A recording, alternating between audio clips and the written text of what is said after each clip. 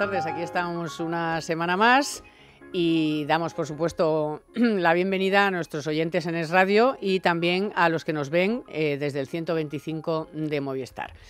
Hoy no quiero que se me asusten, pero hay muchos datos. Lo que pasa es que nosotros vamos a ser capaces, los tres, de explicarlos, más que de darles y marearles con muchos datos. Pero hay algunos que son fundamentales que ustedes los conozcan. Son todos nuevos, todos de ayer mismo. Primero, el gobierno ayer envió a Bruselas el plan de estabilidad para los próximos 4 años. Básicamente, ¿qué dice?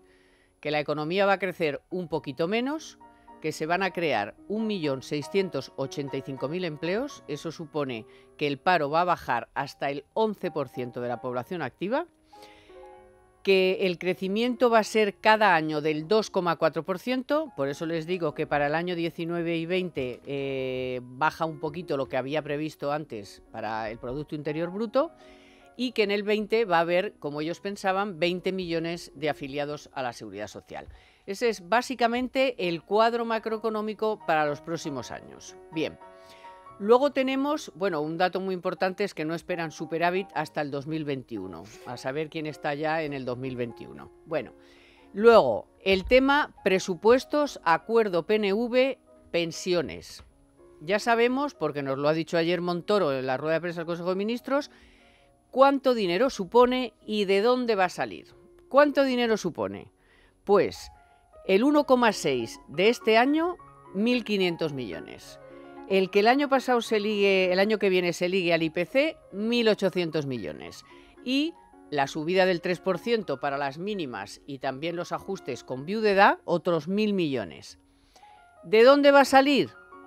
Dicen, luego ya veremos. De momento, del menor coste de los rescates a las autopistas, del ahorro en el pago de los intereses, ya que como nos han subido las calificaciones, vamos a pagar menos. Y 3, de un impuesto a las tecnológicas, que no está ni siquiera, que es una cosa que ahora se van a poner a discutir en Europa. Total, ¿de dónde va a salir? Pues de donde siempre, del bolsillo de usted y del mío, lógicamente. Porque además el compromiso es que todos estos costes los asuma el Estado. ¿Por qué? Porque la Seguridad Social no está en condiciones de asumir estos costes. ¿Y el Estado quién es? Pues nosotros. Todos, esto del el dinero público no es de nadie, sí, es nuestro. Lo que pasa es que nosotros no decidimos ni a dónde va ni cuánto nos trincan, pero es nuestro y el gobierno decide que una parte va a ir a pagar todo eso. ¿Por qué? Porque si no, no había presupuestos. El PNV se puso gallito y dijo, anda, pues yo de aquí puedo sacar tajada. Y la tajada es esta. Aparte ya la política que no vamos a entrar, que ya les han contado en esta casa a todos nuestros compañeros del 155 y demás historias. Nosotros a lo nuestro, que es la economía. Y esto es lo que ha sacado el PNV. Aparte, por supuesto, de que en el presupuesto hay un montón de millones de inversión del cupo, del otro, de Maroto y el de la moto. Esto es lo que hay y esto es lo que les vamos a contar. Por supuesto, más cercano todavía, qué ha pasado en el último trimestre en cuanto al empleo y qué ha pasado en cuanto al crecimiento de la economía, que ha pinchado un poquito, y quizá por eso se explica también que haya pinchado un poco en este primer trimestre la EPA. Y luego el IPC, que estamos en el 1,1, y con todo esto, no se me asusten porque ahora ya los datos pasan a segundo plano y vamos con el análisis. Economía para todos con Carmen Tomás.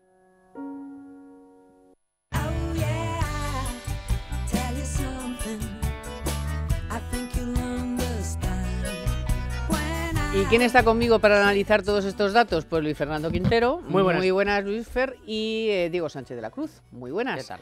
Y a esto es a lo que vamos. Vamos al análisis. Vamos a empezar un poco por lo más, por lo ultimísimo, que fue ayer la presentación en el Consejo de Ministros de ese plan de estabilidad 2018-2021 que todos los gobiernos europeos tienen la obligación de enviar a Bruselas a finales del mes de abril. Y cumpliendo con ese requisito, el gobierno ha hecho este nuevo cuadro. Y en este nuevo cuadro se observan varias cosas. Una, que el crecimiento va a ser un poquito menor y que el paro va a bajar al 11%. Que bueno, pues en fin, todavía me parece elevado el 11%. Pero bueno. Bueno, teniendo en cuenta que en España prácticamente el paro estructural puede estar en el 8 o ha estado en el 8, en el 7%. Bueno, en el 7 yo creo que no ha llegado a estar, en el 8%, el 11... En el 8 cuando éramos encima, no, vamos, cuando lo más de lo éramos más de lo la más. potencia, el ejemplo de Europa, absolutamente la Champions de la economía europea. Y vemos bueno, pues que esto no va a cambiar, pero el vemos que no va a cambiar. es muy alto, pero bueno, sería positivo que llegáramos ahí. En cuanto al crecimiento, yo creo que ese recorte ligerísimo que tienen respecto al crecimiento que vamos a tener durante los próximos 3 años yo creo que es una cosa más prudente por parte del Ejecutivo, teniendo en cuenta que es posible que alcancemos esas cotas o mayores, porque el Fondo Monetario Internacional y otros organismos sí que es verdad que están siendo más optimistas respecto al crecimiento de la economía española. Y luego, bueno, pues a mí una de las cosas que más me preocupan es la deuda pública, que es verdad que quieren reducirla por debajo del 90% en 3 años, veremos si lo consiguen o no. Yo creo que esta es la predicción más optimista de las que ha dado el gobierno y no veo yo en 3 años bajando del 90%, ojalá me equivoque. Y bueno, la verdad que pues no dejan de ser unas cifras, un horizonte que pinta el gobierno de cara a los próximos 3 años. De todo lo que dijo es gracioso que explique de dónde va a sacar dinero para pagar esa cuota que ha tenido que dar, esa nueva cuota que ha tenido que dar al PNV con el tema de las pensiones el gobierno, al mismo tiempo que dice que no va a subir la presión fiscal a los españoles, cuando ya está hablando de nuevos impuestos. Pero bueno, esa es la siguiente discusión. Esta es la siguiente de momento, del cuadro se deducen 2 cosas. Una, que España sigue siendo incapaz, a pesar de la reforma laboral, de bajar a una tasa de paro razonable después de... Es que estamos hablando del año 21, con lo cual serán ya del 8 al 21, ¿cuántos van? Pues unos cuantos, ¿no? Pues, o sea, no, pero bueno, 13 años. ¿Se puso en marcha en el 11, fue? Claro, pero vamos a ver. En el nada más llegar. La reforma laboral, si se hubiese aplicado al principio de la crisis, habría salvado alrededor de 1 millón de empleos. Obviamente no se aprobó ni en 2008, ni en 2009, ni en 2010, ni en 2011. Fue en el 12. Y en el momento en el que se aplica en 2012, lo primero que necesita el mercado laboral es soltar lastre para poder reabsorber a esos trabajadores que ya no eran productivos en las empresas donde estaban pillados, pero que no tenían otra forma las empresas, porque así estaban los convenios colectivos, así está el mercado laboral y no había otra forma de reactivar la contratación. Entonces la reforma laboral hay que contar con cualquier reforma de calado y de largo plazo, y esta es de las pocas que hemos tenido en España últimamente. Necesita un año de ajuste, un año de shock, como se suele decir llegamos a casi 6 millones de en el argot económico. Entonces empezamos a contar desde 2014, y desde 2014, 15, 16, 17 y este 18, creación de empleo en niveles récord, y yo creo que certifica... Estamos creando 500.000 de puestos de trabajo al año aproximadamente. No se puede aspirar a mucho más que eso. Y luego yo creo que lo analizaremos un poco más adelante, hay que tener en cuenta la calidad del empleo que se está creando, ya que el número de indefinidos, de trabajadores indefinidos, según los datos de la última EPA, cada vez es mayor. De hecho, si comprobamos la última vez que tuvimos la misma población activa, el mismo número de ocupados que tenemos ahora, que pudo ser allá por el 2007, me parece que era, no me bailan ahora mismo un poco las cifras, pero sí, desde luego, antes del estallido de la burbuja, estamos ahora con más empleo indefinido del que había entonces. Esto quiere decir que la temporalidad va bajando, la dualidad de la que tanto se ha hablado del mercado laboral también se está corrigiendo. Esto es fruto de una reforma laboral que ha sido muy positiva, que si se hubiera profundizado más como se ha pedido, hubiera sido más positiva todavía, y si se hubiera hecho, como bien ha dicho Diego, antes de cuando se hizo, pues estaríamos ahora mismo ya quizá rozando esa tasa de paro estructural de la que hablábamos del 8%. No, pero sí, 8%. Sí es verdad que es otro de los mantras que se dicen en todas las tertulias, falso como una falsedad, porque se quedan con los datos de los contratos que se afirman y no con el volumen total. O sea, en relación a la población que trabaja, a los que trabajan, de los que trabajan, hay menos contratos temporales que había en el 2007. Claro. Y la tasa, más digamos, indefinidos. La tasa de temporalidad ha bajado. Es menor que ha bajado en alrededor de unos 10 puntos, porque alrededor del 35% del empleo era temporal, en un momento en el que España se endeudaba mucho para crecer. Y ahora es el 25%, 10 puntos menos, y España se desendeuda para crecer, porque la deuda pública se ha contenido y la deuda privada, tenemos el récord de reducción de deuda privada de toda la Unión Europea durante la última década. Entonces yo creo que esto es un patrón de crecimiento completamente distinto, sano y bueno. Entonces no le echemos la culpa a la reforma laboral, sino al revés. revés, celebremos la reforma laboral porque ha sido la reforma laboral la que nos ha puesto por el buen camino. Sí, sí, no, y sí, lo yo que que no se me realmente... entienda mal, yo No, en estoy efecto, sí, totalmente no de en esta acuerdo. mesa, pero el discurso al que nos hemos acostumbrado. Por ejemplo, ese dato que tú dabas, ¿no? De ese mantra al que aludías, ¿no? De que alrededor del 90% del empleo es temporal. Esto se lo hemos escuchado a los líderes de PSOE, Podemos y Ciudadanos. Incluso me atrevo a decir que el PP no duraría en echar mano de esa patraña si no estuviese en el poder. No menciones a los sindicatos porque no son líderes, ¿no? No, Bueno, Creo que los vestigios de los ya antiguos sindicatos lo vamos verticales. a ver la semana que viene. Lo vamos a ver el 1 de mayo, efectivamente. Pero vamos a ver, si aquí nosotros tres somos una economía de 3 personas, ¿no? Esto es la economía española, de repente está representada por Carmen Tomás, Luis Fernando Quintero y Diego Sánchez La Cruz. Vosotros dos, que sois mucho más listos que yo, tenéis un contrato indefinido y la vida totalmente resuelta. Yo, sin embargo, firmo un contrato diario durante los 30 días del mes con esta casa para que todos los días me saquen algún articulillo porque soy un plumilla que está empezando. Bueno, en ese escenario, aquí hay 2 contratos sumados a 30 contratos, por lo tanto hay 32 contratos en esa economía de 3 personas a lo largo de un mes. Bien, podríamos decir que de cada 32 contratos, 30 son temporales, y eso daría una imagen de tremenda precariedad, pero si efectivamente vemos cómo está repartido ese empleo ficticio, lo que vemos es que 2/3 de la mesa tiene un empleo indefinido, que no tiene nada que ver con decir solo 2 de 32 contratos. Entonces, los explicado. datos hay que leerlos bien y hay que entenderlos con un mínimo de perspectiva. Yo creo que ahí no debería ser tan difícil hacer un ejercicio como el que acabamos de hacer aquí por parte del gobierno para desmentir vamos ese a ver, es dato que el contrato tan indefinido absurdo. se firma solo una vez. Los temporales se firman, como su propio nombre indica, varias veces. Entonces, claro, de 1 millón de contratos que se firman todos los meses, pues lógicamente todos los meses no entran los indefinidos, porque es que ya lo firmaron. Siempre se olvida que más del 70% de la masa laboral española con trabajo tiene contrato indefinido. Más, Y 70 y 75 y 75. tirando al 80%. Y hay un dato que no lo quiero dar así a las bravas, pero enseguida lo preciso exactamente, pero cuando cogemos de cada 100 ocupados, el número de españoles que están en esa situación, reconozco, precaria y lamentable, de tener contratos de una duración escasa, de una semana o algo así, y desde luego que si el mundo fuese perfecto, eso no se lo deseamos a nadie, eso está claro. Todos hemos vivido en algún momento el desempleo o una situación laboral compleja, o sea que es evidente que esa situación no se puede negar, pero de cada 100 trabajadores es que no llega ni al 2% el número de personas que están en esta situación. Y enseguida os preciso el dato, pero si no es el 2, es el 1 o es el 3%.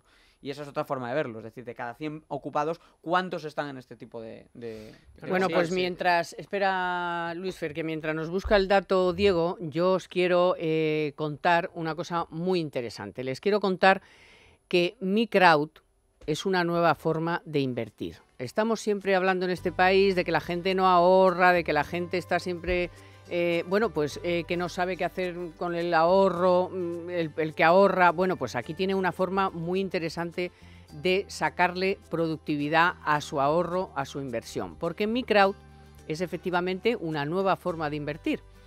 ¿Qué hace MiCrowd? MiCrowd pone en contacto inversores en España con mujeres emprendedoras en Latinoamérica. En este punto nos recuerda MiCrowd que se puede invertir a partir de 200 euros, o sea que tampoco hay que tener ahí todos los meses un agobio, no, usted puede dedicar a partir de 200 euros. ¿Y sabe la rentabilidad que le proponen? Un 8%. Y además, pues tienes la satisfacción de invertir en una zona del mundo pues que está necesitado precisamente de fondos, donde hay gente que tiene pues muchas ganas de hacer cosas, pero no tiene financiación. Bueno, pues aquí está, es hacer algo positivo también por la sociedad. ¿Qué tiene que hacer? Tiene que entrar en microwd.es, elegir un proyecto y de esta forma, pues además de conseguir un 8% de rentabilidad, pues bueno, tienes la satisfacción, como le digo, de romper ese círculo de la pobreza. MiCrowd, tu inversión, su cambio. Escúchenme, MiCrowd, microwd.es. Tu inversión, su cambio.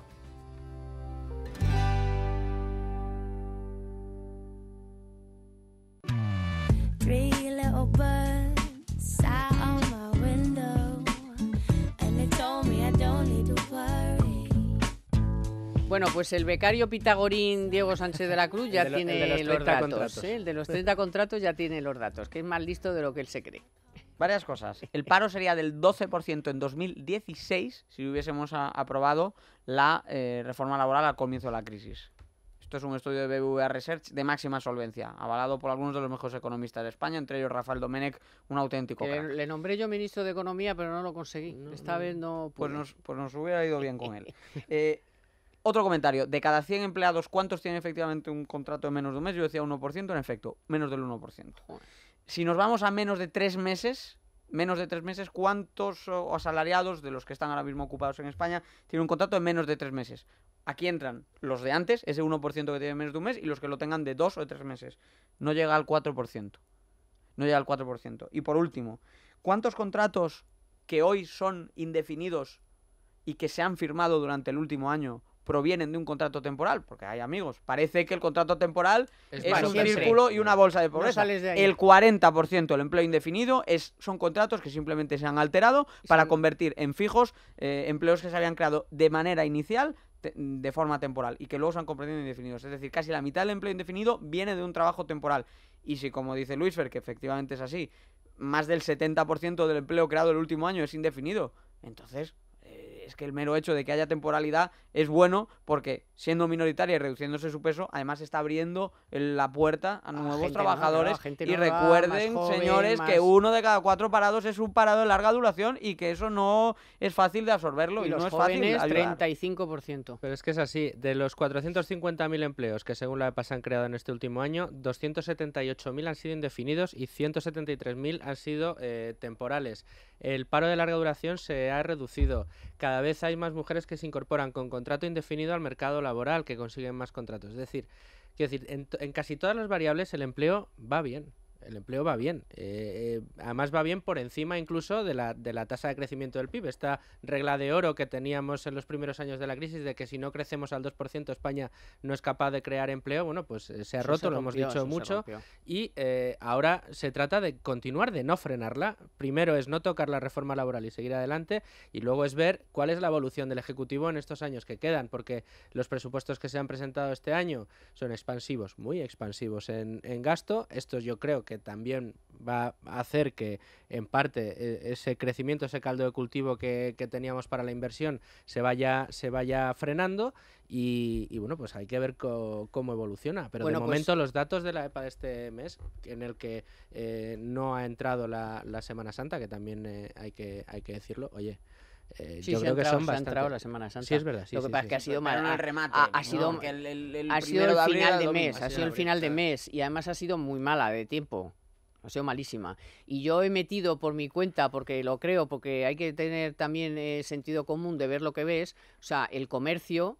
Es horroroso lo que está sufriendo el comercio, porque no ha vendido una zapatilla, no ha vendido un bañador, no ha vendido una camiseta, que normalmente, oye, en marzo, finales de febrero, marzo, las tiendas ya empiezan a vender las cosas de primavera, verano. Pero claro, es que no han vendido un alfiler, y entonces eso también ha tenido que afectar seguro a, pues eso, al PIB, y tanto al PIB como al empleo. Eso, bueno, por ejemplo, se veía en las ventas de comercio minorista, claro, que han ido a menos a lo largo del año, cuando lo habitual es que después de la cuesta de enero se resienta y luego se vayan recuperando. Y en vez de crecer en torno del 2%, que es lo que ha aumentado en febrero, se han quedado en el 1,5%. Y por rematar también ese comentario que hacía Luisfer, efectivamente se dijo que en España necesitábamos crecer, y en concreto nuestra elasticidad era del 2,8%. Eso es lo que se dice según la llamada ley de Okun, en honor a un economista el llamado Arthur Okun, si no recuerdo, Arthur Okun. Bueno, pues Okun lo que hacía era calcular a partir de qué umbral las economías crean empleo, y España era de esos países que necesitaba crecer una barbaridad para aumentar el número de ocupados. Bueno, pues en España no solo hemos pasado de que antes necesitábamos un 2,8 y ahora no, es que en España, en momentos en los que el PIB aún estaba en números rojos, ya se estaba empezando a crear empleo en el año 2013, por lo tanto España, que sí, que ahora crece y crea empleo, pero es que cuando aún no crecía, ya estaba empezando a crear empleo, de modo que la reforma laboral le ha dado por completo la vuelta al calcetín. Bueno, yo creo que al final del programa le vamos a hacer un contrato indefinido, Pórtate bien. Vamos a encontrar un contrato indefinido. Bueno, ya que sacaba Luisfer el presupuesto, vamos a esto otro. ¿Por qué? Porque esta semana ya, efectivamente, el Gobierno ha superado las enmiendas a la totalidad. Y yo estos días, y creo que es así, o sea, el Gobierno no solo ha conseguido pasar este trámite, sino que Mariano Rajoy y su Gobierno han conseguido alargar la legislatura, quiero decir, alargar en el sentido de asegurarse la legislatura, porque estos presupuestos ya lo que hacen es prácticamente darle los 2 años que le quedan, porque si Le da el placet a Rajoy si hasta se final de, prorrogan, si pues quiere. ya no pasa nada, porque estos presupuestos ya incluyen varias partidas que están ya cifradas para varios años. Por ejemplo, el sueldo de los funcionarios, pues ya está este año, el que viene y el otro. La equiparación de los policías también. Bueno, pues está clarísimo que el gobierno necesitaba cerrar estos presupuestos y la prueba es que lo que ha dado a cambio. O sea, lo que ha dado a cambio. Porque yo estoy enfadadísima porque, vamos a ver, nos habíamos creído, porque así lo decían las cifras, ¿no?, que no se podía subir las pensiones más del 0,25, que por supuesto el factor de sostenibilidad era, vamos, que es que ¿dónde íbamos si no teníamos factor de sostenibilidad, ¿no?, por decirlo a la pata la llana?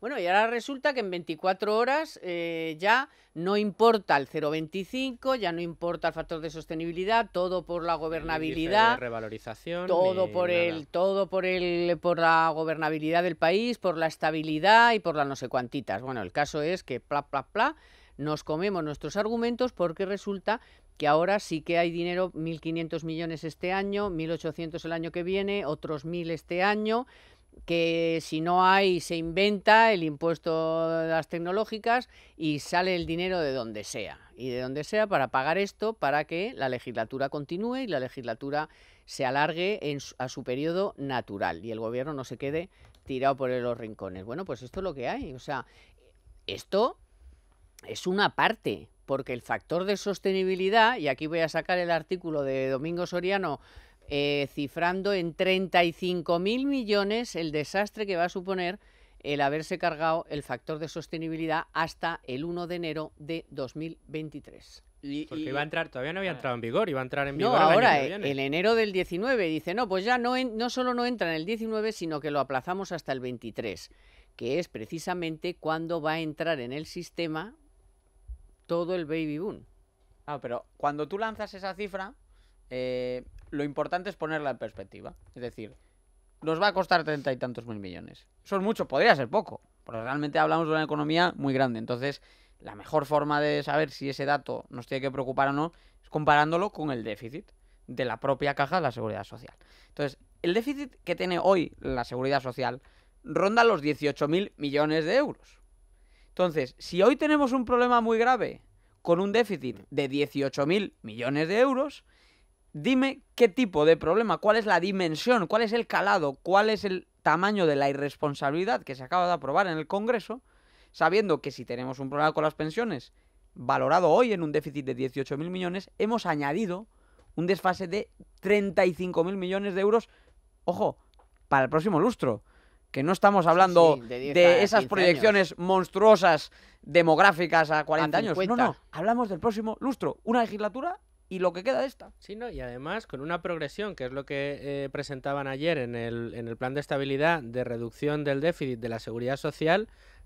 Dentro de 3 años ya no iba a haber déficit de la Seguridad Social, claro, cuando dentro de 3 años le vas a meter otros 35.000 millones en los próximos 3 años. O sea, ¿cómo cuadras ese círculo? Y como dicen los niños, como dice Macarrón, los niños que no han nacido ya no van a nacer. Es decir, que eso ya no tiene arreglo. No tiene arreglo y, hombre, si hay una explosión de empleos y de repente otra vez volvemos a tener una afluencia enorme de inmigrantes, resulta que se hacen bien las cosas, que se bajan los impuestos a las empresas y atraemos muchísima inversión, que hay una estabilidad política en España que permita haber mucha más actividad, a lo mejor lo logramos, pero claro, estamos hablando de muchos síes cuando la verdadera certeza que tenemos es que lo que se ha puesto encima de la mesa, además de darles el cupo vasco, además de comprometer que el 155 se sale de Cataluña en el momento en que se celebren unas nuevas elecciones, también ha comprometido cargarse, porque es cargarse, lo digan como lo digan, es cargarse la reforma laboral, la reforma de las pensiones que puso este gobierno en marcha, pues al final ya me dirás tú. O sea, esa es la certeza. No, pero mira, el cómo lo hagamos, al final lo has dicho tú. Aunque vinieran un montón de extranjeros, que parece que está aumentando la población extranjera, pero vamos a ver, las previsiones son las que son, 20 millones en el 20.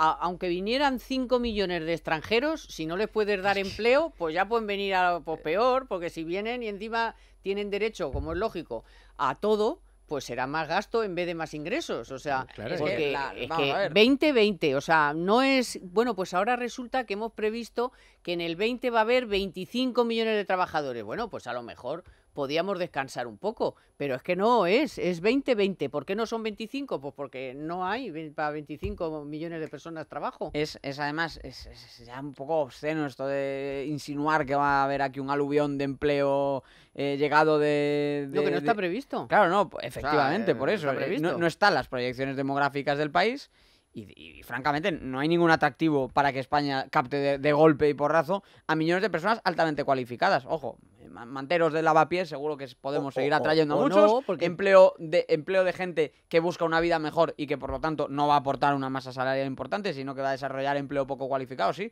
eso sí. Pero empleo de alto nivel, pues teníamos a la Agencia Europea del Medicamento con una serie de empleos directos, pero una tremenda industria indirecta en la que cada trabajador gana de media 50.000 euros. Esos los que están alrededor, que son 5.000 ocupados, se han ido. Teníamos la oportunidad de la City, ya hemos visto que hasta nos generaba urticaria hablar de traer estos El empleos. proyecto de Eurovegas. que El se proyecto fue de a- Eurovegas. Bueno, Ah, ahora os Vete. iba a preguntar, porque por los proyectos que, por ejemplo, el proyecto de AENA y Barajas, pero claro, es a muy larguísimo plazo. Esa es otra, Es que Carmen. es como para el 30, ¿no? Yo le pido a Ha todos... parecido ir. 40 para el 2000. años, el proyecto entero 40 años. Yo le pido a nuestros oyentes que siempre escuchan el programa con ánimo de aprender datos nuevos y interpretar de forma distinta las cantinelas que les cuentan todos los días de economía. Fíjense cada vez más en el plazo de los planes que se anuncian, porque se está poniendo de moda anunciar cosas a 10 años y a 20 años. Cada ministro sale y dice, yo voy a hacer un plan de infraestructuras de no sé cuántos mil millones, y luego lees la letra pequeña y es un plan a 20 años o en este caso a 40 años, que no tiene ni pies ni cabeza. Y otro dato que está pasando de puntillas por el debate, la subida salarial real de los funcionarios que se ha aprobado supone alrededor de un 15% más de salario. Tenemos por un lado una subida salarial del 9% que está pautada y luego una reducción de jornada, porque se le quita una hora de trabajo diaria, que supone alrededor de un 12%. O sea, que tú estás trabajando un 12% menos y estás cobrando un 9% más. Esto está en los presupuestos generales del Estado también. Y es de una irresponsabilidad manifiesta y de una insolidaridad tremenda. Y, por cierto, en esto se han puesto de acuerdo todos los partidos, que son los mismos partidos, que corren a pies juntillas a ver quién es el que más denuncia la desigualdad. Pues eso es desigualdad. Genera una brecha pero tremendamente es que grande. Son 3 millones y pico, a Correcto. eso se apunta todo el mundo. Bien, A eso se apunta pues todo el es un mundo. factor de Y a desigualdad. los 9 millones y pico de pensionistas también. Bueno, además también luego, y entiéndase la ironía, tendrán esto de decir a los empresarios, ¿no? ¿Veis que nosotros subimos el sueldo a Que no lo los subís nuestros? vosotros. ¿Por qué no lo subís vosotros, no? No, la verdad que sí, que es una irresponsabilidad. Respecto a los planes inmobiliarios, la verdad que es un despropósito, desde mi punto de vista, lo que está haciendo el Ayuntamiento de Madrid con los planes inmobiliarios que había en Madrid. Inmobiliarios, planes de infraestructuras, de inversión. El tema de Eurovegas que hemos comentado es una oportunidad perdida tremenda. El Menos caso mal de... que parece que Castellana Norte va a salir adelante Castellana- finalmente, claro, con menos... Claro, pero es que se quita... Recortado. Bueno, No, pero pero es que 3.000 Cifuentes se ha ido, menos, ¿no? Cifuentes se ha ido y uno de sus grandes logros es echar a Eurovegas 2, que es el proyecto del grupo Cordis. Esto parece que nadie habló tanto el tema. Había una segunda... Muchas veces en la vida tú pierdes un tren y el tren no vuelve a pasar. Aquí volvió a pasar el tren. Había un proyecto en Torres de la Alameda, era un grupo solvente, un grupo importante del sector inmobiliario estadounidense y el gobierno de la ya o futura dimitida presidenta de la Comunidad de Madrid le dio por cargarse ese proyecto. Ya no fue que el gobierno nacional no dio facilidades, que es lo que le ocurrió a Esperanza Aguirre, no, es que ya se lo cargó directamente desde la comunidad, eso por un lado. Y por otro lado, claro, el ayuntamiento ha paralizado... Bien, va a salir la operación Chamartín, pero lo que sale la operación Chamartín es la operación Aguada Chamartín, porque está de un proyecto original de 40.000 viviendas, se pasó a uno de 20.000 viviendas y al final se está hablando de 10.000 viviendas. Yo entiendo que tanto la promotora como el ministerio quieren dar luz verde y luego ya revisarán el plan, porque si no es que no tiene ningún sentido. Y por cierto, el urbanismo de pijos que tenemos en Madrid, de no permitir que se desarrollen viviendas, está expulsando a miles de personas fuera de la capital y está encareciendo los alquileres. Entonces yo creo que estos gobiernos que se dicen del cambio deberían tener en cuenta que si restringen en 30.000 viviendas el stock inmobiliario de Castellana Norte y luego en Carabanchel se cargan otras 50.000 viviendas de una promoción, esos son 50 más 30, 80.000 viviendas en las cuales viven de media en España 3 personas, es decir, 240.000 personas, es decir, 250.000 de ciudadanos expulsados de Madrid y el resto con precios más altos gracias a esos gobiernos que se dicen de la gente. Se lo dijo el otro día con nombres y apellidos el ministro a Colau y a Carmena. Sí. Les echó la culpa. No se vayan ustedes de rositas, que por sus políticas la gente está pagando más por los alquileres, porque obviamente si hay menos oferta, pues suben los precios. No, y si a eso le sumamos que esa política populista que hemos tenido durante los últimos años de lucha contra las hipotecas y de los desahucios, etcétera, etcétera, ha provocado que el sistema hipotecario español se haya endurecido tanto que haya expulsado también a mucha gente la posibilidad de comprar una vivienda, a la gente joven que no cuenta con esos 50 o 60.000 euros que a día de hoy necesitas para comprarte una vivienda dentro de la capital, pues empujas a esa gente al alquiler, con lo cual tienes mucha más demanda de alquiler y mucha menos vivienda puesta en alquiler, aparte de la inseguridad jurídica que hay en muchos de los casos a las viviendas, que muchas veces se nos olvida, pero es un motivo. Creo que hay más de 200.000 viviendas en Madrid que están vacías y no están puestas en alquiler porque por miedo de muchos propietarios a perder, a que les destrocen la casa, a que se la ocupen, a no poder expulsar al inquilino en un momento determinado y oye, pues empecemos a darle más garantías al propietario para que pueda poner esas casas en alquiler y empiecen a juntarse la oferta y la demanda y no tengamos los precios de alquiler que estamos teniendo en la capital. Bueno, y para esas viviendas de las que estamos hablando, qué mejor que la aerotermia, que ahora ya sí que empieza a venir el calorcito, aunque este fin de semana la verdad es que es para borrarlo, es igual. La primavera ya está aquí, va a venir y el verano también, y hay que prepararse en las casas. ¿Por qué? Pues porque luego hace calor y con la bomba de calor de Toshiba tiene no solamente aire acondicionado ahora para pasar el veranito fresquito, sino que luego ya lo tiene montado para el calorcito del invierno y para el agua caliente todo el año. Así que quiero un Toshiba que es aire acondicionado, agua caliente todo el año y calefacción en invierno. Aerotermia, si os lo tengo dicho. Eso de siempre, lo mejor.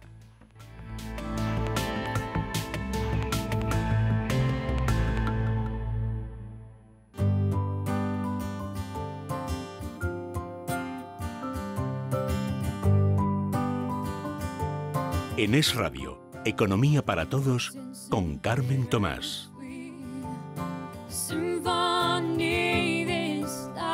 Os voy a contar la noticia de la semana de Telefónica. En Economía para Todos, la noticia de la semana con Telefónica.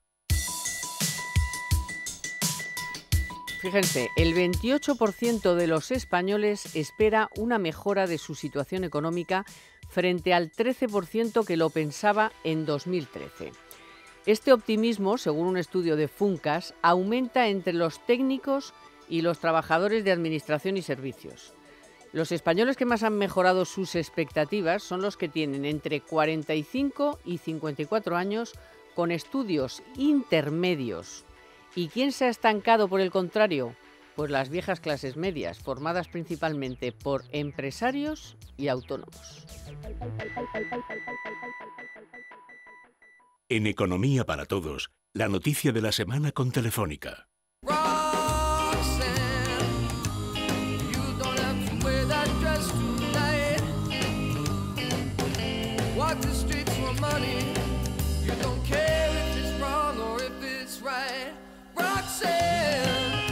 Bueno, pues aquí seguimos. Ya ven que explicar los datos no es tan complicado, ¿eh? Se puede explicar facilísimamente con ejemplos de andar por casa y lo entiende uno perfectamente. No hay que liarse con grandes historietas para acabar diciendo mentiras como puños. Cuanto más historietas te intenten más colar, mentiras, más hay que desconfiar.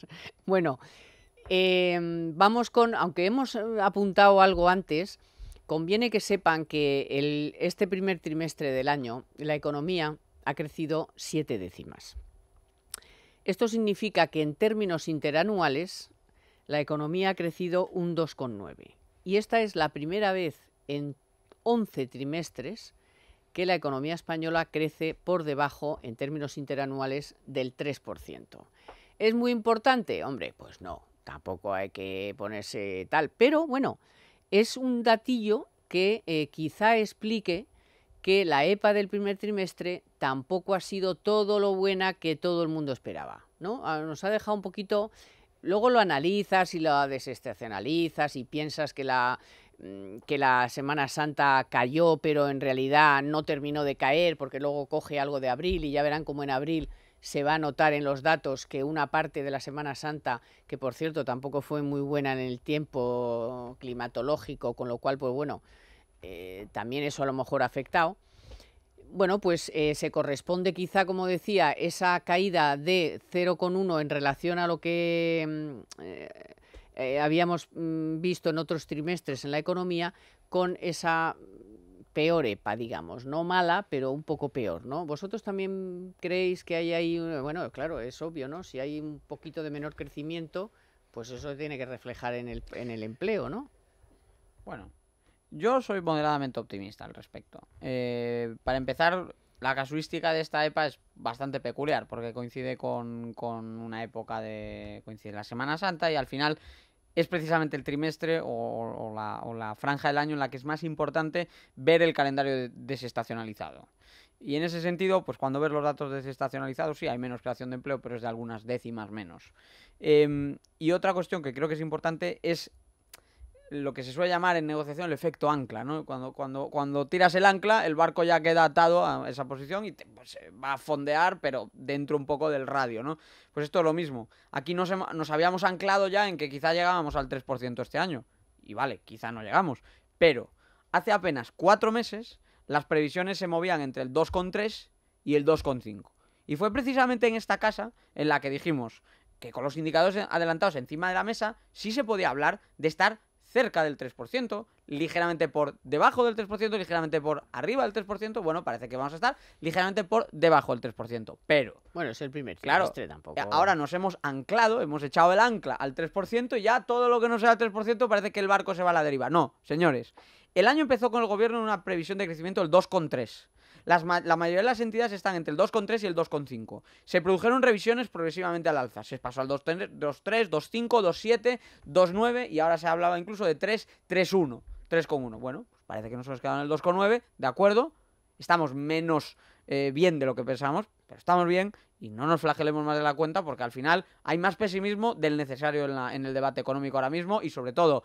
La economía de España crece de forma sana. No, pero y antes no, y ahora sí. Pero Luis Fer, ¿sabes quizá por qué también? Porque hay una especie de nubecilla en el entorno, ¿no? Hemos escuchado, pues, que si Estados Unidos, todo el mundo estaba ahí pendiente del bono que llegaba al 3 y entonces eso significa que estadísticamente puede venir una época de recesión, de no sé qué, de menor crecimiento y tal, y que la confianza de los consumidores de la eurozona parecía que caía. Entonces, bueno, parecía que había una especie de nubecilla, entonces quizá por eso enseguida nos dejamos arrastrar por las nubecillas, ¿no? Es nubecilla y luego yo creo que hay una parte que también se nos escapa. A ver, hay que recordar que la situación de la que viene España es muy mala. Es verdad que los 2 últimos años estamos yendo hacia arriba, ¿no? Pero claro, cuando partes de un momento muy malo, las primeras subidas, el primer año, segundo año, empiezas a subir de una manera muy fuerte hasta que, digamos, empiezas a coger una velocidad de crucero. En esa velocidad de crucero ya, digamos, estabilizas. Y en ese momento de estabilización, pues oye, un trimestre como el primer trimestre del año, que suele ser malo en las perspectivas de empleo y suele ser, no tiene por qué ser malo en el crecimiento, pero bueno, que es lo que dice Diego, o sea, son unas décimas arriba, unas décimas abajo.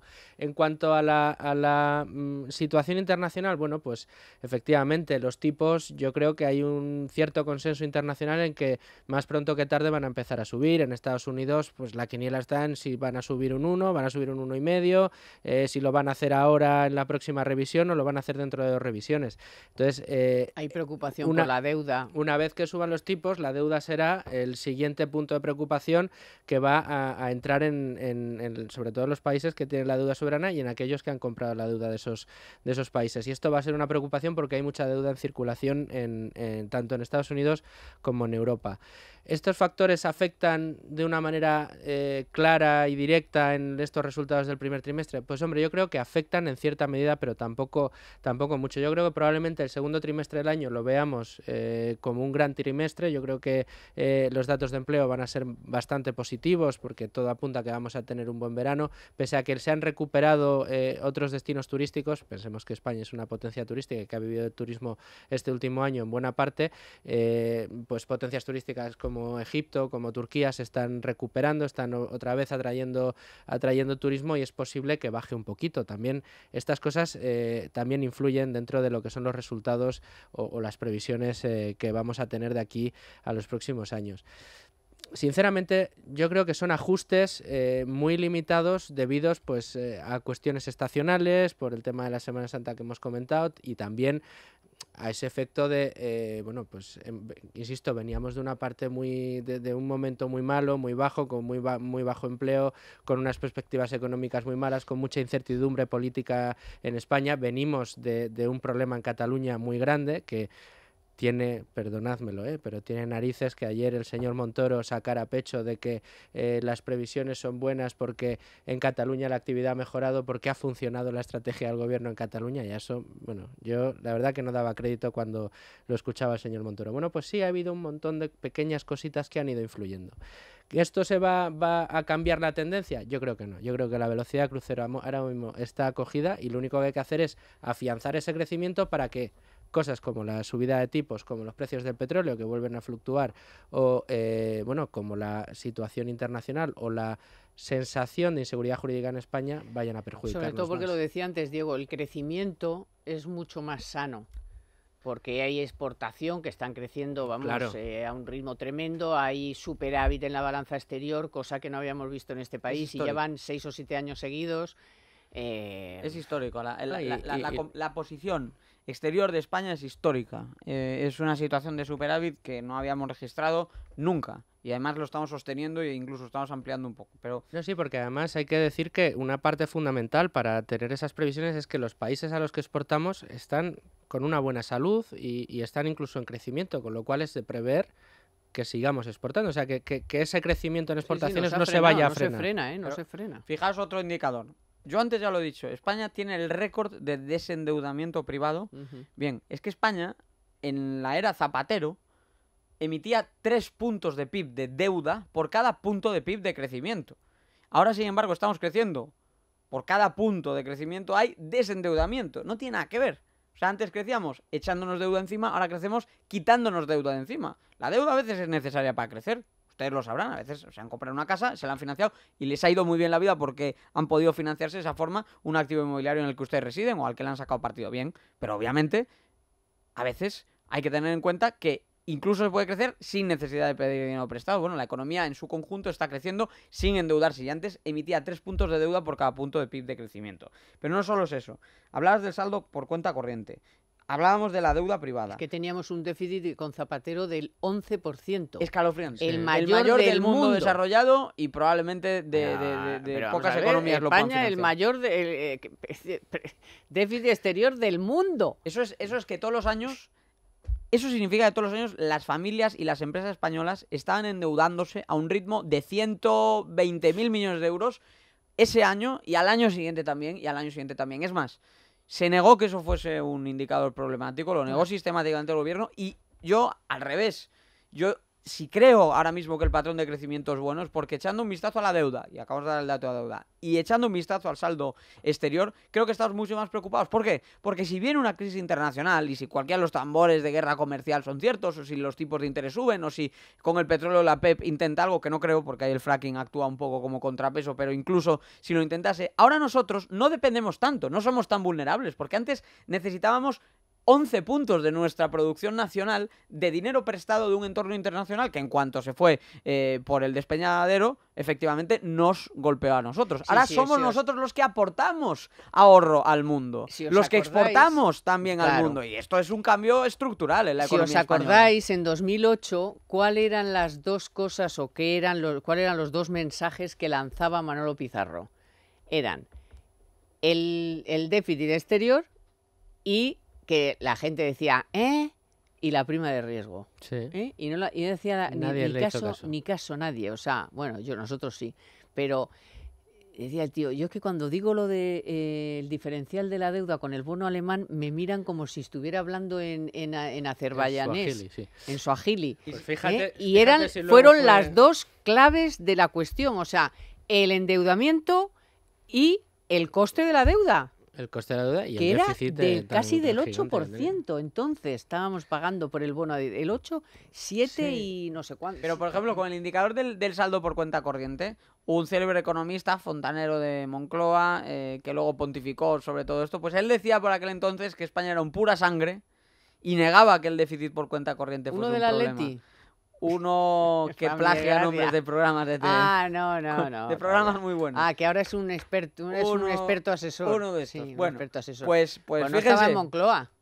Fontanero de Moncloa. Ah, Fontanero. De los que llegan por la noche a trazar planes Fontanero. oscuros de nefastos resultados. Bueno, pues fíjense hasta qué punto sí es relevante, porque ahora estamos en una posición mucho más sana precisamente por eso, porque ahorramos.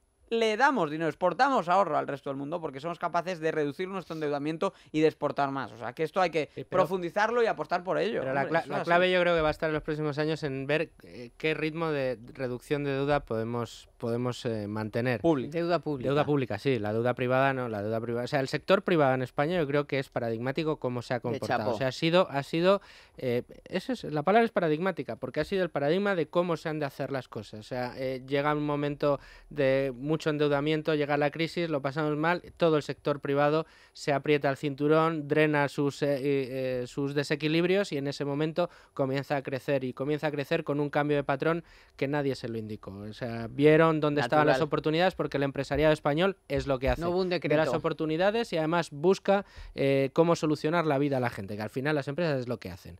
Y bueno, y ha estado creciendo, lo ha hecho tan bien que estamos O exportando. sea, nos Ahora, estás diciendo ¿cuál que ha es habido el un camino cambio que de ha modelo hecho? productivo y que no nos hemos enterado y que no lo ha decretado nadie. A mí, es que Efectivamente. igual eso es la economía del mercado. Claro, es Igual que Zapatero es quería eso. hacer un decreto, ¿no os acordáis? Claro, que quería hacer por eso por lo digo. decreto el cambio de modelo productivo. Pero, Y pero- le decíamos, pero ¿cómo vas a hacer por decreto? ¿Vas a decir a los empresarios dónde tienen que invertir, qué tienen que vender, qué tienen que fabricar y a quién se lo tienen que vender?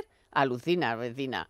Y claro, ¿qué hicieron los empresarios por su cuenta y sin que nadie les dijera nada? Buscarse mercados fuera. Y lo bueno es que, aunque ha mejorado el mercado interior, han seguido en los mercados exteriores. y averiguando Y esa es cuáles la son clave. los modelos de negocio que tienen que cambiar, averiguando... Hombre, bueno, en pues el mundo startup, en España tenemos grandísimas startups, tenemos aceleradoras Venture Capital, es decir, el modelo de negocio cambia y además a unos ritmos tremendos. El modelo publicitario en los medios de comunicación va cambiando a un ritmo frenético y hay que adaptarse. Y en España los empresarios están consiguiéndolo. Han reducido deuda, invierten el ahorro que tienen porque lo han conseguido ahorrar y ahora están exportando, ganando dinero y generando empleo. ¿Qué ha hecho el gobierno por otro lado del Estado? Mientras el sector privado se desendeudaba, el sector público disparaba el endeudamiento. Y entonces ahora tenemos un problema que se llama una deuda de casi el 100% del PIB, que a ver Y muchos empresarios cómo lo Y drenamos. muchos eso. empresarios, pequeños y medianos, decidieron, en un momento en el que todavía no están todos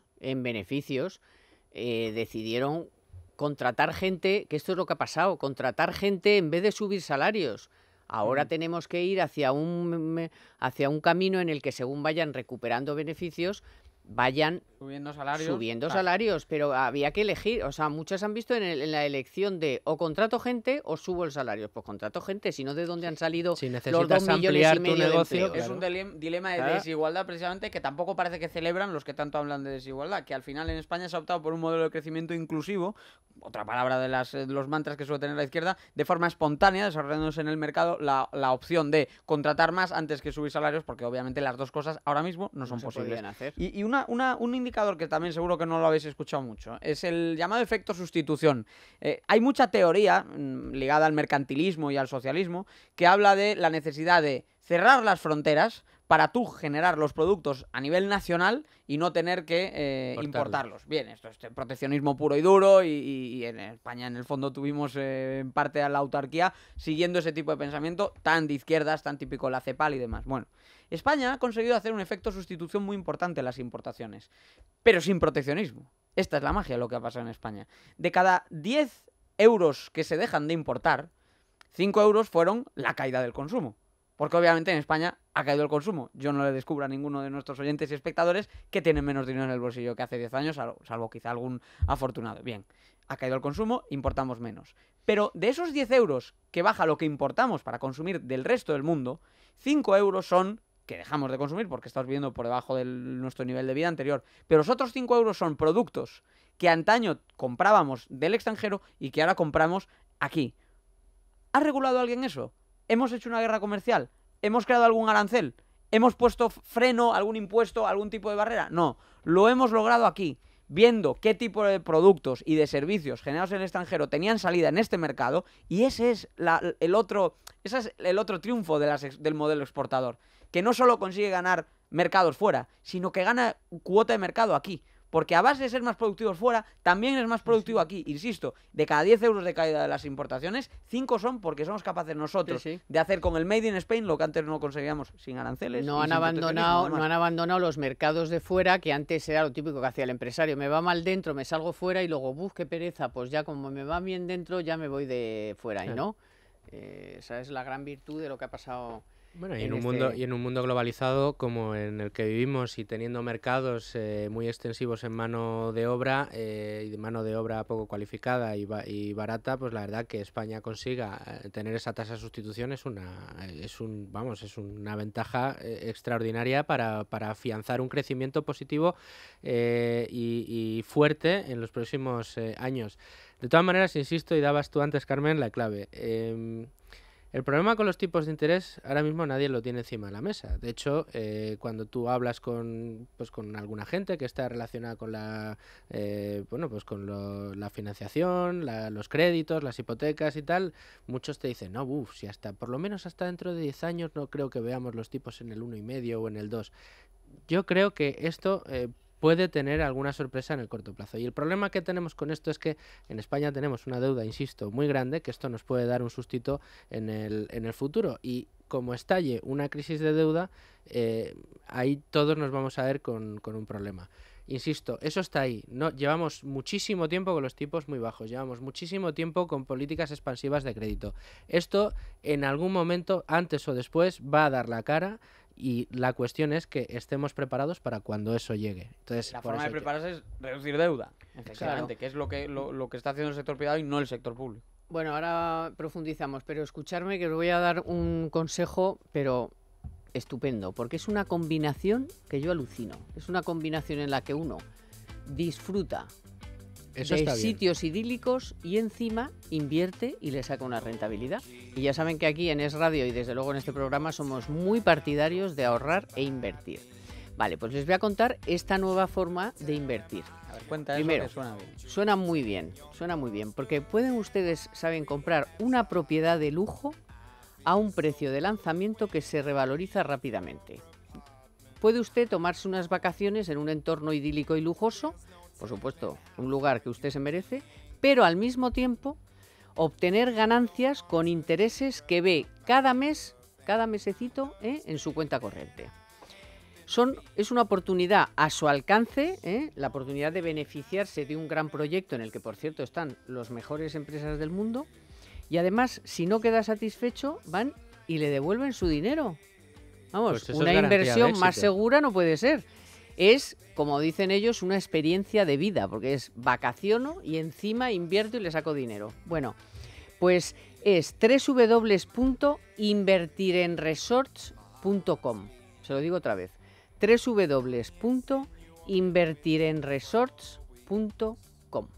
But I see online that you've begun to be a good girl and take trips with your boyfriend. Being attentive, continue to pretend, but no, 'cause there's no telling how far you can go.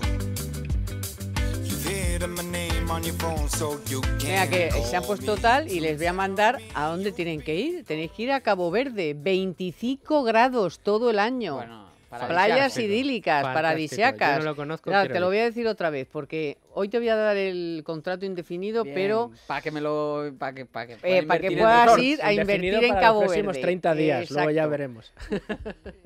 www.invertirenresorts.com.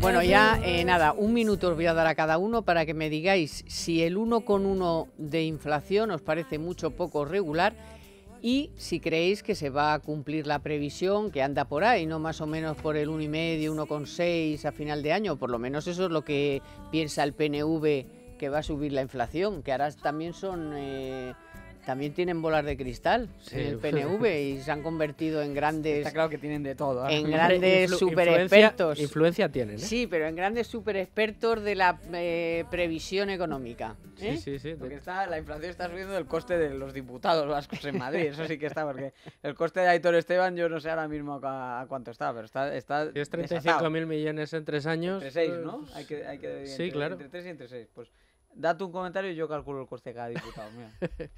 Pero ¿os parece que puede estar por ahí más o menos? ¿Por el 1,6? Sí, yo creo que sí, que este año petróleo no va a estaremos por ahí. disgusto. El petróleo, bueno, apuntaba Diego antes que el fracking actúa como freno, pero es verdad que la OPEP es un lobby que al final... La gasolina se ha puesto al precio de 2015. Al 1,26, sí.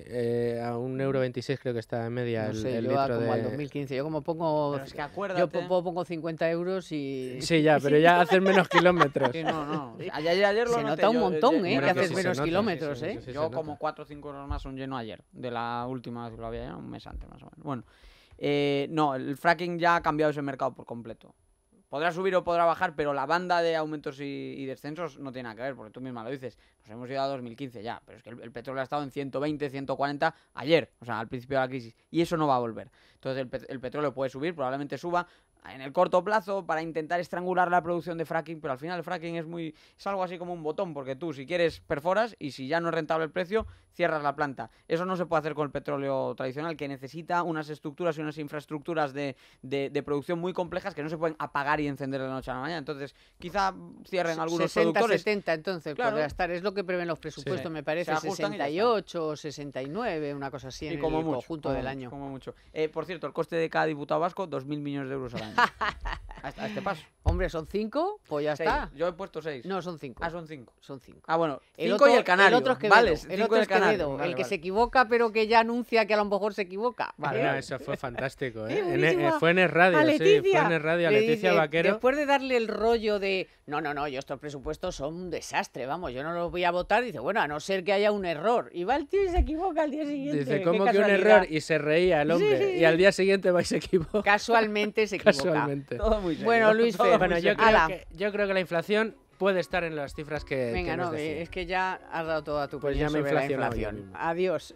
Hasta luego, Luis Carmen. Fer y Diego. Que lo paséis bien y que si tenéis que disfrutar el fin de que los disfrutéis, el puente y todo lo que tengáis que disfrutar. Y a ustedes también, por supuesto. En los mandos técnicos, Víctor, y en la producción, Naya Pertusa.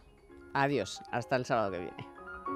Economía para todos con Carmen Tomás.